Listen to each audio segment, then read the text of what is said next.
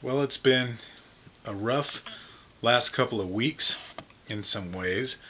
I found out last Thursday that my truck was stolen from my acreage at a four-cylinder Cummins turbo diesel powered Ranger, Ford Ranger, 4x4 that was highly modified and everything. And it's really frustrating to discover that my acreage isn't as secure as I had thought that it was.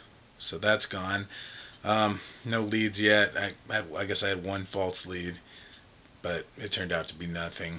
And then a couple days later, I get harassed by the Mason City Yard Gestapo uh, for a little pile of junk in my yard. It was just ridiculous, and I went off on them. I just really lost my cool and told them I would take care of it, but if they felt like they needed to give me a ticket, then whatever. And I closed the door in their face, and then they came back with a $585 fine for a little pile of tin cans in my yard that I was going to just take to the scrap yard. So I called them back and left a message about that and said we need to talk. So they called me back, and fortunately they told me they would tear up the ticket if I just cleaned it up, which I already told them I would.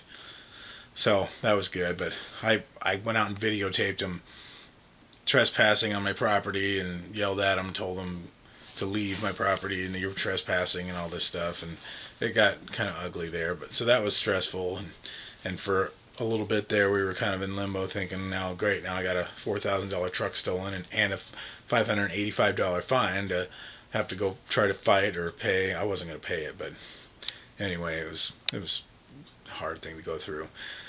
But on the flip side, we got the LaFawn title finally. So been looking forward to getting that for a while. I was pretty ticked about having to pay $110 for it, um, but compared to losing a $4,000 truck that you had no insurance on, it's kind of petty. It just doesn't really bother me that much anymore.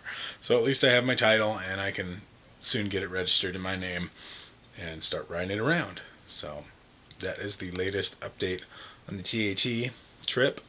I got a bunch of packs of freeze-dried food for the trip recently for $1 a piece, so that was kind of nice. And got some tips from an acquaintance, David Wojcik, who is an adventurist himself. He built a canoe by himself and then floated it down the Mississippi, went all the way up to the headwaters in northern Minnesota, and floated all the way down the Mississippi down, I think, to the Louisiana, to the Gulf.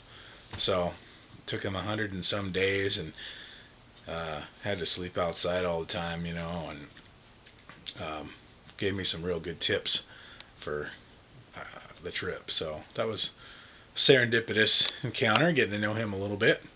So anyway, I guess that's all. I'll sign off for now.